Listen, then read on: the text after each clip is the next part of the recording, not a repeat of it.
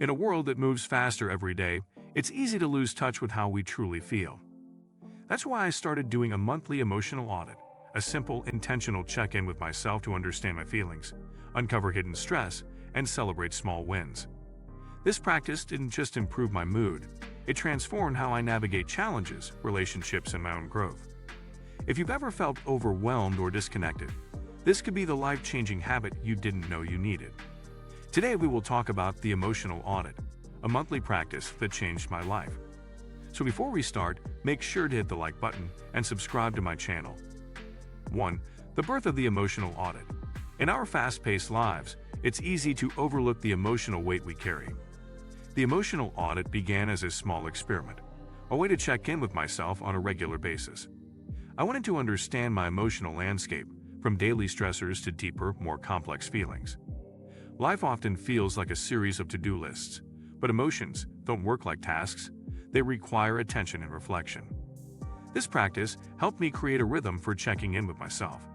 It allowed me to pause, identify patterns in my emotional state, and assess what was really going on beneath the surface. The act of slowing down and reflecting was transformative, allowing me to make more conscious choices in my day-to-day life. What began as a monthly check-in quickly turned into an essential habit that would shape how I approached my emotions, my relationships, and even my work. 2. The steps of an emotional audit. The emotional audit itself is a structured process. At the beginning of each month, I set aside time, about an hour, just to reflect. I begin by asking myself a series of questions. How have I been feeling lately? What emotions have stood out to me this month? Have there been any significant stressors or sources of joy? I write everything down. This simple act of putting my thoughts on paper allows me to gain clarity. I break the process into key emotional categories: personal life, work, social relationships, and physical health. By compartmentalizing each area, I could pinpoint where I felt emotionally drained or energized. It was through this breakdown that I truly began to see the patterns in my emotions, how certain experiences made me feel, and how I could address or embrace them moving forward. The emotional audit isn't just about recognizing negative emotions. It's about celebrating progress and understanding how both the good and the bad contribute to my emotional state. 3. Emotional awareness, the first step to growth. Awareness was the first major breakthrough of this practice.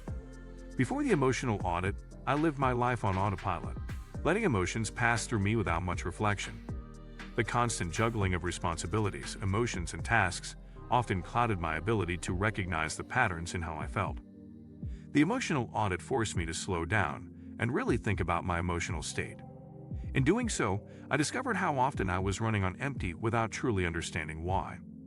By acknowledging feelings such as anxiety, frustration, or even excitement, I gave myself permission to be human. I learned that emotions are not random. They are signals that tell us something about our environment, needs, and desires. With emotional awareness came emotional responsibility. I could no longer blame external circumstances for my state of mind. Instead, I started taking ownership of my feelings, recognizing them as guides that helped me navigate through life with more intention. 4. Gaining clarity. How the audit helps navigate complex emotions. At first, it felt overwhelming to confront everything I was feeling. Emotions are complex, layered, and often contradictory. One day, I'd feel exhilarated, the next day, drained. But with the emotional audit, I learned how to unpack these feelings. Writing down everything that I was experiencing gave me the space to explore the nuances of my emotions. For example, I might feel an undercurrent of frustration at work, but realize that it was tied to a deeper fear of failure or a lack of recognition. By labeling these emotions and understanding their root causes, I could begin to address them consciously. Over time, this clarity made my emotional landscape more predictable, less intimidating. I didn't have to run from the discomfort of complex emotions anymore. I could embrace them and ask, what do these feelings tell me about my needs and my values? The emotional audit gave me the tools to separate my emotions from my identity, allowing me to view them as temporary states that could be understood and worked through. 5. How the emotional audit transformed my relationships. Another unexpected benefit of the emotional audit was its impact on my relationships. When I started to understand my own emotions better, I became more empathetic toward others. I began to notice how different situations triggered emotional reactions in my partner, friends, and colleagues. The audit helped me pinpoint why I was responding in certain ways, whether I was overreacting or underreacting, and how to manage those responses. This awareness allowed me to communicate more effectively and with greater compassion. Instead of reacting impulsively, I could pause and ask myself, what's really going on here? This practice improved the quality of my conversations, particularly difficult ones, by fostering more open and honest exchanges. I was no longer projecting my emotions onto others, but instead, acknowledging them and using them as a means to deepen my connection with those around me. 6. Preventing emotional burnout, a self-care lifeline.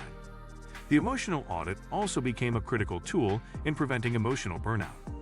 Over time, I started to recognize early signs of stress and exhaustion before they became overwhelming. By checking in monthly, I could identify patterns that indicated I was heading toward burnout. Whether it was through neglecting self-care, taking on too many projects, or not expressing my needs, the audit served as a reminder to prioritize rest and relaxation before I hit my breaking point. It also gave me the clarity to say no to things that drained me or weren't aligned with my personal values. Rather than waiting for emotional overwhelm, I began to practice proactive self-care, ensuring that I was consistently refueling my emotional reserves. This regular practice not only protected me from burnout, but also helped me build resilience to handle the ups and downs of life with greater ease. 7. The power of emotional flexibility and adaptability. One of the greatest gifts the emotional audit gave me was emotional flexibility. Before I started the practice, I thought emotions were rigid. I believed that once I felt a certain way, that feeling would dictate the rest of my day, week, or month. But the emotional audit taught me that emotions are fluid. They ebb and flow, change, and evolve. By recognizing this, I stopped trying to force myself to feel a certain way and began to accept the full range of human emotion. Whether it was joy, sadness, frustration, or excitement, I allowed each emotion its space. I stopped trying to suppress negative feelings and learned how to work with them, using them as a compass to help me make better decisions. Emotional flexibility became my superpower, allowing me to respond to life's challenges with a level of calmness and adaptability I hadn't experienced before. 8. The long-term benefits of consistent emotional audits. After a year of practicing the emotional audit, the long-term effects were evident. I was more grounded, self-aware, and emotionally intelligent. The practice had changed how I viewed myself and my emotional health. I no longer viewed emotions as something to be fixed or avoided, but as vital aspects of my personal growth. The emotional audit helped me develop a deeper connection with myself, which in turn improved every aspect of my life, my work, relationships, and mental health. The emotional audit isn't just a habit. It's a powerful monthly ritual that transformed how I understand myself. If you like this video and would like to see more like it, please give it the thumbs up. Leave a comment and click the button to subscribe.